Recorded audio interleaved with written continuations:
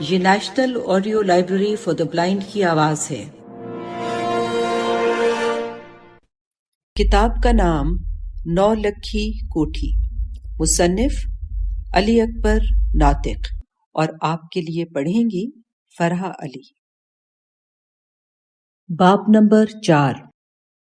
William کو انگلستان سے آئے 1 سال کے قریب ہو گیا، لیکن ابھی تک اسے خاص جگہ تعینات نہیں کیا گیا تھا۔ مختلف کمشنروں کے دفتر میں ہی چھوٹے موٹے کاموں کی تربیت میں مصروف رکھا تاکہ کام پر نکلے تو پورے حساب میں ہو۔ 1 سال کے بعد جب اس کے باقاعدہ پوسٹنگ آرڈر تیار ہوئے تو وہ فیروز پور کی تحصیل جلال آباد میں بطور اسسٹنٹ کمشنر کے تھے۔ ولیم نے بہت کوشش کی کہ اسے مشرقی پنجاب نہ بھیجا جائے، مگر ان دنوں چیف سیکرٹری صاحب کے موڈ اچھے نہیں تھے اور کمشنر جیمز ویسے ہی ولیم کے باپ سے خار کھائے بیٹھا تھا، اس لیے وہ ان سے کہنے کا رسک نہیں لے سکتا تھا۔ جانسن نے پہلے ہی کہہ دیا تھا اس معاملے میں کوئی مدد نہیں کر سکتا۔ چنانچہ ولیم کو فیروز پور میں بطور اسسٹنٹ کمشنر اپنی پوسٹنگ کے آرڈر لینے ہی پڑے، بجوز اس کے چارہ نہیں تھا۔ ولیم فیروز پور میں ڈسٹرکٹ آفس کے ریسٹ ہاؤس میں پہنچا تو رات کے 8 بج چکے تھے۔ ایک تو رات کی تاریکی تھی، دوسرے پہلے اس علاقے میں آیا بھی نہیں تھا۔ یہی وجہ تھی شہر کے خدوخال اور رنگ ڈھنگ کو دیکھ نہ سکا۔ علاقے کا تحصیلدار اور دوسرے کئی دیسی افسر ریلوے اسٹیشن پر اسے لینے کے لیے آئے۔ سرد رات کے اس پہر ولیم کے لیے ان کی شکلیں بھوتوں کے سائے محسوس ہو رہے تھے۔ اسٹیشن سے باہر نکلتے ہی گیدڑوں کی ہاؤ ہو اور کتوں کے بھونکنے کی آوازوں نے اس کا استقبال کیا۔ ان کری آوازوں نے ڈسٹرکٹ کمپلیکس تک اس کو آزار پہنچایا۔ اس کے سبب ولیم کی بیزاری مزید بڑھ گئی۔ فیروز پور شہر جس قدر کھلا تھا اسی قدر سنسان بھی تھا۔ جیپ سے اترا تو اس نے دیکھا ہر طرف سناٹے کا سما ہے۔ 5-6 سکھ سنتری بندوقیں کندھوں پر رکھے ستونوں کی طرح اٹینشن کھڑے تھے۔ غالباً انہیں بتا دیا گیا تھا کہ نئے صاحب آ رہے ہیں۔ چوکیدار اور سنتریوں نے تیزی سے سلام کیا اور ایک طرف کھڑے ہو گئے۔ ولیم نے چاروں طرف غائب نظر ماری۔ گیس کے ہنڈے جل رہے تھے جن کی پیلی روشنی ہلکی دھند میں مزید ٹھنڈی اور دھندلی ہو رہی تھی۔ گاہے گاہے دور سے بھونکتے کتوں اور چیختے گیدڑوں کی آوازیں اس دھند میں اور زیادہ اداسی پھیلا رہی تھیں۔ ایک افسر نے ولیم کا اٹیچی کیس پکڑ لیا، دوسرا عملہ چوکیدار کے ساتھ مل کر جیپ سے بقیہ سامان اتارنے لگا۔ اسی اثنا میں ولیم قدم بڑھاتا ہوا ریسٹ ہاؤس میں داخل ہو گیا۔ وہ کچھ دیر ضرور باہر کی ہوا دیکھتا، مگر سفر کی تھکاوٹ اور ٹھہرے ہوئے موسم نے اسے اس بات پر آمادہ نہ ہونے دیا۔ جب سامان اندر آ گیا اور تحصیلدار سمیت تمام عملہ سلام کر کے رخصت ہو چکا تو چوکیدار سامان کو ترتیب سے ایک طرف جمانے لگا۔ اس معاملے میں اس کی مدد ایک سب انسپکٹر از خود کر رہا تھا۔ اسی بہانے اس نے ایک بار ولیم سے گفتگو کرنے کی کوشش بھی کی، لیکن ولیم اپنی ہدایات مسلسل چوکیدار ہی کو دیتا رہا۔ سامان پوری طرح ترتیب سے لگ گیا تو ولیم نے سب انسپکٹر کو باہر جانے کا اشارہ کیا اور آرام سے کرسی پر دراز ہو کر چوکیدار سے مخاطب ہوا۔ مسٹر، آپ کا نام کیا ہے؟ چوکیدار پورے جوش سے آگے بڑھتے ہوئے بولا، جی صاحب بہادر، غلام کا نام نیاز دین ہے، لیکن سب نجا کہتے ہیں۔ صاحب، آپ حاکم ہیں، جس نام سے چاہیں بلا لیں۔ ولیم نے بغیر تاثر اور کیفیت پیدا کیے کہا، نو نیاز دین، ہم آپ کو نیاز دین ہی کہیں گے۔ پھر فوراً کرسی سے اٹھ کر بولا، نیاز دین، ہمارے نہانے کا بندوبست کرو، ہم جلدی آرام کرنا چاہتے ہیں۔ صاحب جی، پانی گرم ہے، مجھے پتا تھا آپ آ رہے ہیں، اسی لیے میں نے آپ کے آرام کا پورا بندوبست کر دیا ہے۔ نیاز دین نے ایک کونے کی طرف اشارہ کرتے ہوئے ولیم کو داد طلب نظروں سے دیکھا، مگر ولیم کا چہرہ سپاٹ رہا۔ وہ بغیر کچھ کہے واش روم کی طرف مڑ گیا۔ نیاز دین کو ولیم کے اس عمل سے تھوڑا سا دکھ ہوا، لیکن زیادہ تعجب نہ ہوا، کیونکہ وہ اس ریسٹ ہاؤس میں کئی برسوں سے چوکیدار ہونے کے سبب انگریز افسروں کے سپاٹ رویوں کا عادی ہو چکا تھا، بلکہ وہ اس بات سے خوش تھا کہ ولیم نے اس کے اصلی نام سے اسے مخاطب کیا تھا۔ گرم پانی سے نہا کر ولیم کی طبیعت میں تازگی کا احساس در آیا۔ ابھی کرسی پر بیٹھا ہی تھا کہ نیاز دین نے یاد دلایا، کھانا تیار ہے۔ ولیم نیاز دین کی اس تیز رفتاری سے متاثر ہوئے بغیر نہ رہ سکا، لیکن اپنے آپ کو جذبات سے باہر رکھتے ہوئے، جس کی تاکید سول افسر کو خاص طور پر دوران تربیت کی جاتی ہے، بولا، ویل ڈن، نیازدین، اور کھانے کے کمرے میں چلا گیا۔ کمرے کی اندرونی ترتیب کا اہتمام، خاص طور پر آرائش سے لے کر کھانے تک، انگریزی اور ہندوستانی امتزاج سے بہت عمدہ کیا گیا تھا۔ کھانے کے دوران نیازدین اور باورچی ہاتھ باندھے خدمت کے لیے تیار ایک کونے میں کھڑے تھے۔ ولیم نے باورچی کو نہ تو آواز دی اور نہ ہی نام پوچھنے کی ضرورت محسوس کی۔ البتہ ایک دفعہ نیازدین کو تھینکس ضرور کہا۔ چائے پینے کے بعد ولیم ایک دفعہ پھر ریسٹ ہاؤس کے صحن میں نکل آیا اور آدھ گھنٹہ ٹہلتا رہا تاکہ کھانا ہضم ہو جائے، اور اب تھکاوٹ دوبارہ اثر دکھانے لگی تھی، جس کی وجہ سے غنودگی طاری ہو گئی۔ وہ بیڈ روم میں آ گیا اور لیٹتے ہی سو گیا۔ اگلے دن ولیم کی آنکھ کھلی تو اس نے انگڑائی لیتے ہوئے سامنے کے دیوار گیر کلاک پر نظر ڈالی۔ صبح کے 8 بج رہے تھے، جس کا مطلب تھا کہ وہ پورے 9 گھنٹے سویا۔ اس قدر سکون کی نیند اسے شاید ہی کبھی آئی تھی۔ مختصر یہ کہ ناشتہ کرنے اور پوری طرح سے تیار ہونے کے بعد 10 بجے کمرے سے نکلا۔ دھوپ خوب چمک رہی تھی۔ باہر قدم رکھتے ہی اس کی نظر بغیر کسی رکاوٹ کے دور تک چلی گئی۔ باہر نہ تو کوئی دیکھنے کو منظر تھا اور نہ زندگی کے آثار۔ کچے میدان اور خاکستری آسمان کے درمیان فقط چند اجاڑ درخت ایک دوسرے سے دور اور روٹھے ہوئے دکھائی دے رہے تھے۔ ان ٹنڈ منڈ پیڑوں پر نہ کوئی پرندہ تھا، نہ گلہریوں کے آثار۔ ریسٹ ہاؤس کے گرد 2-4 کیکر، ایک برگد اور بے شمار آک کے پودے تھے، جن کے اندر غالباً چوہیاں دوڑ رہی تھیں۔ کیکر کے پیڑوں کے نیچے تکلوں کی پھلیاں بکھری پڑی تھیں۔ ایک جانب کچھ سرسوں کے کھیت اور دوسری طرف شہر کی اجڑی عمارتیں تھیں۔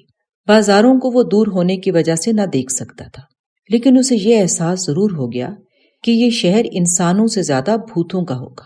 اسے یہ سب دیکھ کر تعجب ہوا۔ کیا فیروز پور انگریزی سرکار کے ماتحت نہیں کہ اس کی جمالیات پر کوئی توجہ نہیں دی گئی، یا پھر یہ شہر ہی منحوس ہے؟ تحصیلدار جوزف اور 1-2 دیسی افسر اسے ویلکم کہنے کو ریسٹ ہاؤس کے باہر موجود تھے، جو صبح 7 بجے ہی وہاں پہنچ گئے تھے اور 3 گھنٹے تک ویٹنگ روم میں بیٹھے ولیم کے باہر نکلنے کا انتظار کرتے رہے۔ ولیم نے ان سے ہاتھ ملا کر ہیلو کہنے کے علاوہ کوئی خاص بات نہیں کی، اپنے انہی خیالوں میں گم چلتا گیا۔ مگر پھر اس نے یہ خیال جھٹک دیا کہ خواہ مخواہ دماغ کو ہلکان کرنے کا فائدہ نہیں تھا۔ کون سا اس نے یہاں رہنا تھا؟ نہ ہر چیز ٹھیک کرنے کا اس نے ٹھیکہ لیا تھا۔ اس نے سوچا وہ کچھ وقت تک یہاں مہمان ہے، اس کی بلا سے جائے جہنم میں۔ اسے تو ڈپٹی کمشنر کے دفتر سے ہدایات وصول کرنا ہے۔ وہ یہ کام کر کے جلال آباد کی طرف نکل جانا چاہتا تھا، جہاں اسے اپنے فرائض بطور اسسٹنٹ کمشنر ادا کرنے ہوں گے۔ لاہور سے جاتے ہوئے اس نے خیال کیا تھا کہ 2-4 دن کے لیے فیروز پور رکے گا، لیکن یہاں آ کر جلد ہی اکتاہٹ محسوس کرنے لگا۔ یہاں اگر کوئی شے ان میں جاندار تھی تو وہ نیازدین تھا، جس نے اسے کل شام سے کچھ تکلیف نہ ہونے دی۔ لیکن جیسا کہ پہلے کہا جا چکا ہے، فیروز پور آنا ولیم کی غلطی نہیں، مجبوری تھی۔ اس کے ساتھ ایک بات کا اسے اطمینان بھی تھا کہ اس کی پوسٹنگ ابھی فیروز پور ہی ہوئی تھی، نہ کہ لدھیانہ یا راجستھان میں، جس کا پہلے بہت امکان تھا، اور ان کے نام ہی سے وہ بیزار تھا۔ پھر یہ بات اور بھی اطمینان بخش تھی کہ فیروز پور کے بجائے اس کو تحصیل جلال آباد بھیجا جا رہا تھا، جو فیروز پور سے جنوب مغرب کی طرف 70 میل تھی۔ وہاں سے وسطی پنجاب محض 50 کلومیٹر تھا، اس کے خوابوں کا استھان۔ ولیم خیال کی انہی وادیوں سے گزرتا ہوا ڈپٹی کمشنر کے دفتر پہنچ گیا۔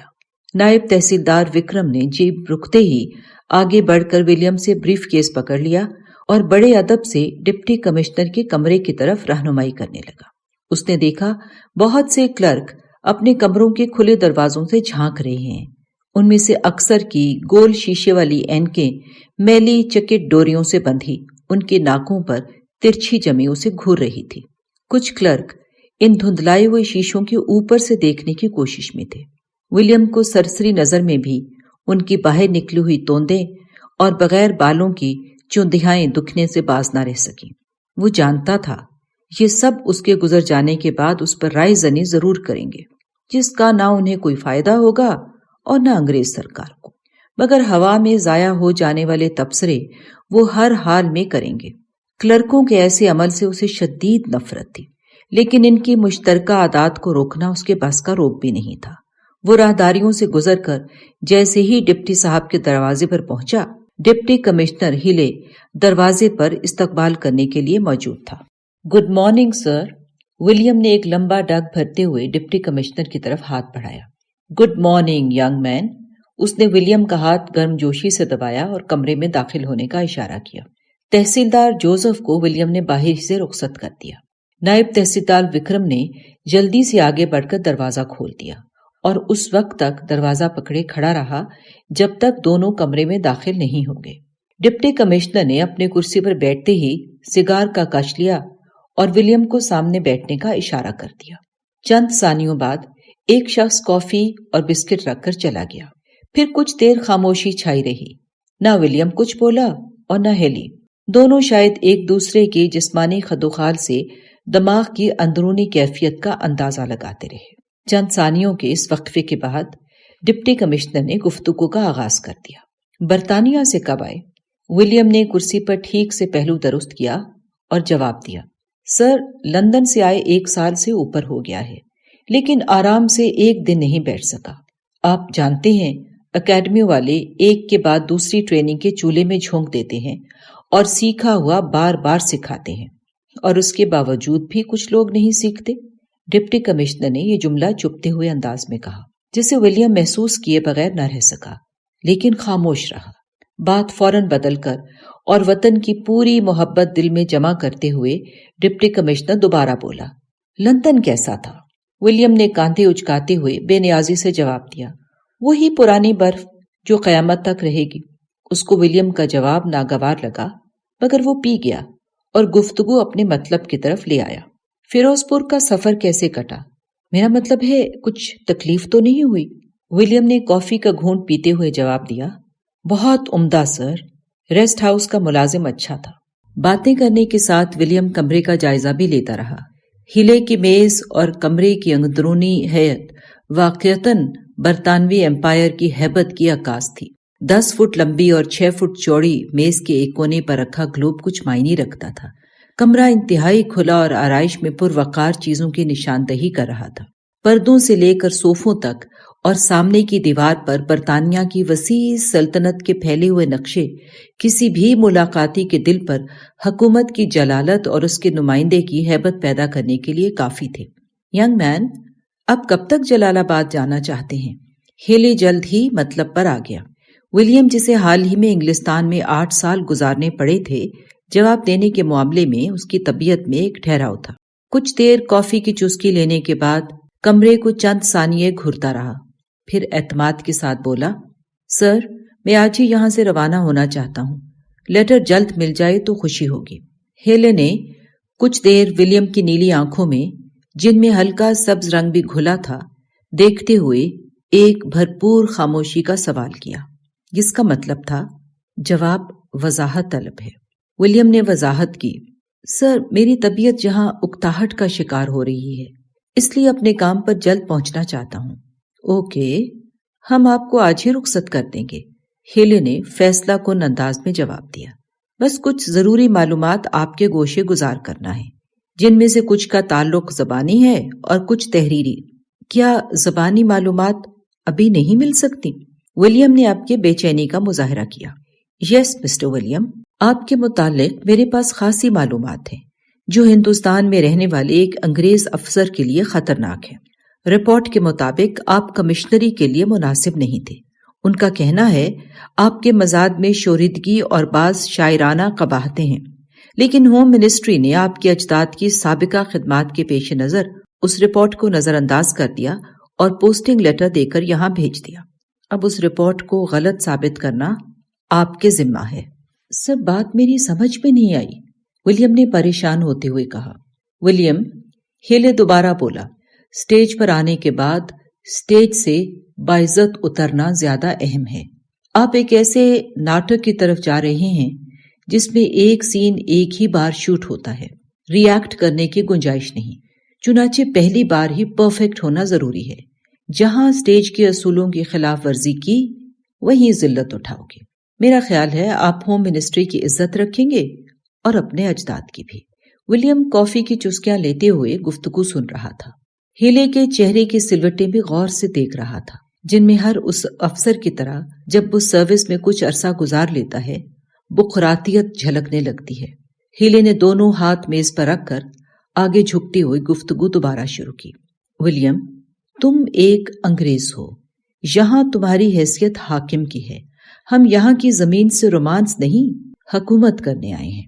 جیسا کہ مجھے معلوم ہوا ہے، آپ کی شاعرانہ طبیعت آپ کو مشکل میں ڈال سکتی ہے۔ یہاں آپ کا وجود ایک برتر سطح پر ہے، اس لیے آپ پر کئی ذمہ داریاں عائد ہوتی ہیں۔ جو انگریز نوجوان برٹش سول سروس کو جوائن نہیں کرتے وہ ان حدود اور ذمہ داریوں سے ماورا ہے۔ ولیم، حاکم اور محکوم میں ایک فاصلہ ہوتا ہے، اسے قائم رکھنا حاکم کی ذمہ داری ہے۔ دیسی لوگوں کو انصاف فراہم کرو، لیکن عدل کے دوران تمہارا ظالم اور مظلوم سے فاصلہ برابر ہونا چاہیے۔ ان کے درمیان فیصلہ کر کے دونوں سے بے تعلق ہو جاؤ۔ اگر مقامی سے 100 دفعہ ملو تو ہر بار اجنبی کی طرح، کیونکہ تمہاری قربت اسے تمہاری ہیبت سے باہر کر دے گی، اور یہ بات قانون کو چھوٹا کرنے کے لیے کافی ہے۔ یہی قانون جو ہماری ایمپائر کا حقیقی ستون ہے۔ ہیلے تھوڑا سا پیچھے ہٹ کر سیدھا کھڑا ہو گیا اور گلوب کو دائیں ہاتھ کی انگلی سے گھما کر بات جاری رکھی۔ میرا خیال ہے ینگ مین، آپ میری بات کے سمجھنے میں مشکل محسوس نہیں کر رہے۔ ہندوستان ایک وسیع سمندر ہے جو انتہائی گہرا، تند و تیز موجوں سے بھرا ہوا ہے۔ حکومت یعنی ہم اس کی سطح پر ایک جہاز کی مانند تیر رہے ہیں۔ ہمیں اپنی بقا کے لیے ہر طرف سے ہوشیار اور متحرک رہنا ہے۔ اس کی ہولناکیوں پر قابو پانے کے لیے طاقت چاہیے۔ جہاز کا ہر تختہ دوسرے سے بغیر فاصلے کے جڑا ہوا ہے، ورنہ سمندر کا اپنا وجود مستعار نہیں، وہ اپنی زمین پر کھڑا ہے۔ ہم اسے اٹھا کر نہیں لے جا سکتے، اس کی موجوں کو طغیانی سے نہیں روک سکتے۔ میں جانتا ہوں ہم نے جہاز پر اتنا کچھ لاد لیا ہے جس کی گراں باری تختوں کے چوکٹے ہلا رہی ہے، چنانچہ اس وقت تک موجوں کی سرکشی کو بادبانوں پر رکھو جب تک تمہاری کشتیاں ٹھنڈے ساحلوں پر لنگر نہیں گرا لیتی۔ ولیم، ہم ان تختوں کے ساتھ ڈوبنا نہیں چاہتے۔ آپ میری باتیں سن رہے ہیں؟ سر، آپ اپنی بات جاری رکھیں، ولیم دلچسپی ظاہر کرتے ہوئے بولا۔ گڈ، تو میں کہہ رہا تھا ہمیں یہاں اپنا وجود ثابت کرتے رہنا ہے جب تک اس جگہ موجود ہے۔ مجھے نہیں معلوم ہمارے مرکز میں کتنی طاقت ہے، لیکن تمہارے ہیٹ کی چوڑائی پگڑی سے زیادہ ہونی چاہیے، اور سگار کا دھواں حکے سے تلخ۔ تم ان کی آنکھوں میں دھواں بھرتے رہو تاکہ یہ صاف نہ دیکھ پائیں۔ اسی کے بعد جو تمہاری اینک انہیں دکھائے یہ وہی دیکھیں، لیکن دھواں تمہاری اپنی آنکھوں کی طرف نہیں آنا چاہیے۔ اس کے بعد ہیلے آرام سے کرسی پر بیٹھ کر کچھ دیر کے لیے خاموش ہو گیا۔ اس کی خاموشی سے فائدہ اٹھاتے ہوئے ولیم نے کہا، سر، کیا آپ پسند کریں گے مجھے جلال آباد کے متعلق سرسری معلومات مل جائیں؟ ولیم کے سوال نے ہیلے کو یاد دلایا کہ وہ اپنی پوسٹنگ سائٹ میں دلچسپی رکھنے پر اکتفا کرے گا۔ وہ مسکرایا۔ اسے محسوس ہوا ولیم کچھ زیادہ بے چینی میں ہے۔ Why not Mister William, you will work under me, اور میں آپ کے کام کا ذمہ دار ہوں۔ غور سے سنو، ہندوستان میں پنجاب واحد ایسا علاقہ ہے جہاں انسان جانوروں کے ساتھ رہتے ہیں، اس لیے اکثر پتہ نہیں چلتا دونوں میں اصل جانور کون ہے۔ ان لوگوں کے پاس بیل اور بھینسیں بہت ہیں۔ یہ لوگ اطاعت کے وقت بھینس اور سرکشی کے وقت بیل بن جاتے ہیں۔